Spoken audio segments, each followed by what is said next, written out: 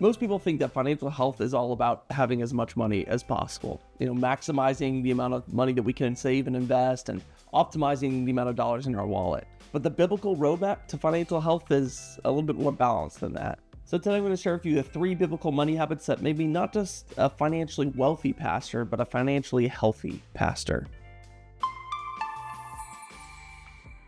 The first biblical money habit that made me financially healthy is avoiding debt. As I was writing my master's thesis on a New Testament theology of debt, one of the things that I discovered over and over again is that the Dave Ramsey approach to debt, saying that all debt is bad, is just not biblical. After doing hundreds and hundreds of hours of research for that paper, I realized that the best way to apply biblical wisdom to our approach to debt is to separate it into 2 different categories: good debt and bad debt. And the basic difference between these 2 different types of debts is whether or not that debt is making you money. If your debt in the long run makes you money, then it's good debt. If your money in the long run actually reduces your net worth, then it's a bad debt. A good example of bad debt would be using a credit card to buy new clothes, because that money that you put on debt is going to take money away from you in the long run. A good example of good debt, however, is something like a mortgage. That if you have a low interest rate on your mortgage and you're able to invest whatever free cash you have, that actually ends up with you making more money in the long run. But this biblical habit of avoiding debt really comes from this principle that bad debt limits your financial freedom. That when half of our income is being spent on debts like the average American household is, paying for houses we can't afford, cars we never should have bought, or paying for credit card payments on a monthly basis, it really limits our freedom to be able to spend our money in a kingdom building way. When you're in debt, you can't give freely. You can't provide for your family freely. I remember being in debt and just feeling like every dollar that I made from my income wasn't even mine to choose what to do with. And this is why one of the first things we should do as prudent financial managers is to get rid of that bad debt and avoid the high interest rate debts. Because while you're in debt, the money is not yours to choose what to do with. But once you pay it off, it gives you the freedom to save, invest, provide, and give in the ways that God's called you to do. I remember what that was like, paying off my debts for the very first time and asking that question: God, what would you have me do with this money? What is it that you want me to build or to give or to provide with the money that you've given me? The first 5 verses of Proverbs chapter 6 are really beautiful, and I want to read them for you. It says, "My son, if you have put up security with your neighbor," or in other words, if you have debt with your neighbor, "you have given your pledge for a stranger. If you are snared in the words of your mouth, caught in the words of your mouth, then do this, my son, and save yourself, for you have come into the hand of your neighbor." In other words, you are in the control of the one who you took debt from. It says, "Go, hasten and plead urgently with your neighbor." It says, "Give your eyes no sleep and your eyelids no slumber. Save yourself like a gazelle from the hand of the hunter, like a bird from the hand of the fowler." I really like this verse because it just emphasizes the intensity with which God wants us to pay off the debts that we owe. The Lord teaches us here to respond to being in debt as if we're this gazelle that's been caught by a hunter. He wants us to stop sleeping and instead, with all intensity, pay off that debt as fast as possible. So the first thing that we need to do is pay off our high interest bad debt and avoid a high interest debt for the rest of our lives. And when you create this habit, it really gives you a freedom that you didn't know that you'd be able to have, as you're able to finally ask God that question: what would you want me to do with this money? So for me and my wife, we don't carry a credit card balance from month to month, although we do use credit cards. We've never had and never will have a car loan, and we're never going to be susceptible to the buy now, pay later scams, because we really are convicted about what the Bible teaches about debt and the ability to ask God what He would have us do with our money. The second biblical money habit that made us financially healthy is one that most despise, but everybody needs, and it's budgeting. And I like to break budgeting down into 2 different forms. The first is micro budgeting, and the second, which you upgrade to eventually, is macro budgeting. You start with micro budgeting, which is where you budget every single dollar. When you have debts, or you first wake up to financial prudence, or you finally decide that you actually want to manage money God's way, this is where you start.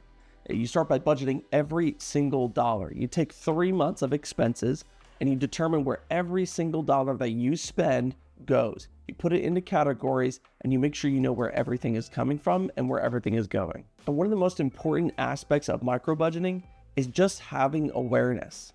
that for the first time in your life, you are growing your awareness to what's coming in and what is going out. What is being spent on wants? What is being spent on necessities? And what's being spent on giving? Most of the time, before people really wake up to financial prudence, they have no idea and they're completely unaware of what's actually coming in and going out of their bank account. In the biblical times, wealth was accrued agriculturally, so by growing crops or accumulating herds. And in Proverbs 27, it says this: "Know well the condition of your flocks and give attention to your herds, for riches do not last forever." Or in other words, be aware.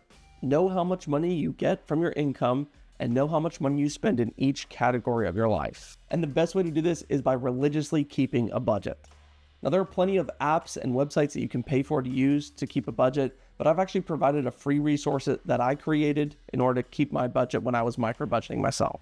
You can find that in the link in the description if you want it. Once you've done micro-budgeting for a long period of time, you've covered all your basic expenses, you've paid off all of your bad debts, then you can graduate to what we call macro-budgeting. And this is a more hands-off approach to budgeting. You're still tracking every dollar, but with a whole lot more freedom and flexibility. The two big differences between micro-budgeting and macro-budgeting is that in macro-budgeting, you're not tracking every dollar, but you're tracking every $100. For example, when you go to the grocery store while you're micro-budgeting and your grocery bill goes up by $5, say, you are putting your nose to the grindstone trying to figure out why that is. Whereas while you're macro-budgeting and you go to the grocery store, you have the flexibility up to $100 for things to fluctuate, for things to change, and it just gives you a little bit more freedom now that you've worked on that discipline of micro-budgeting. The second big difference with macro-budgeting is that everything is automated. That instead of being really attentive to how much money is coming in and how much is going out and to which category it's going out to,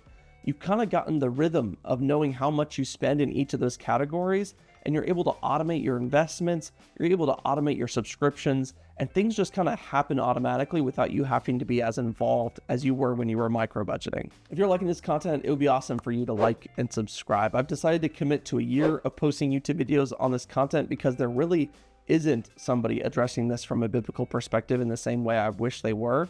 And so if you're interested in this and you'd like me to continue, like and subscribe below, that'd be awesome. The third biblical money habit that's making us financially healthy is delayed gratification. In all honesty, so much of living a wise Christian life has to do with delayed gratification.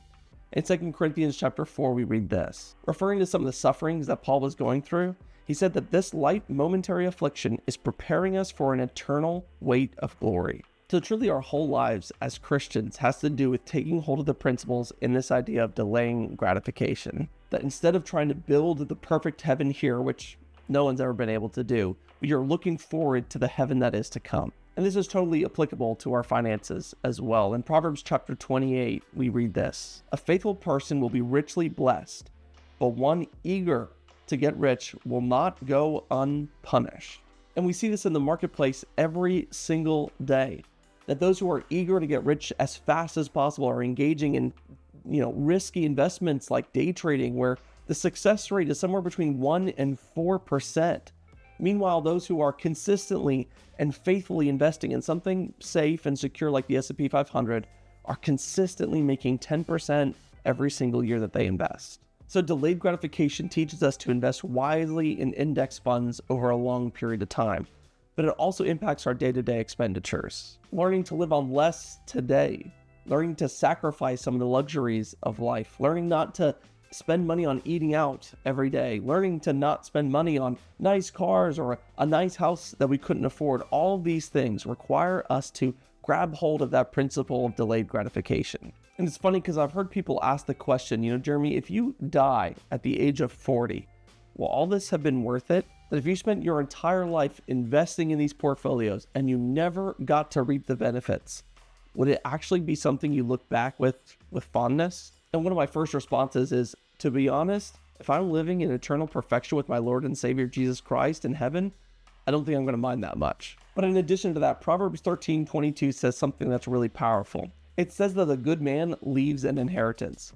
So even if I get to the end of my days and don't get to spend $1 from my portfolio, the money's still there.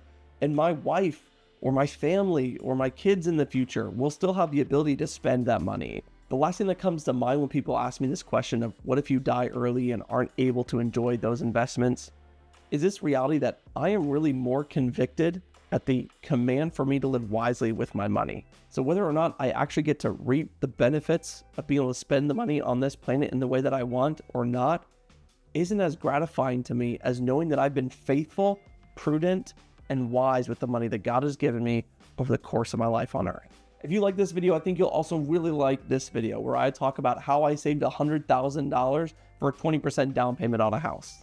I'll see you there.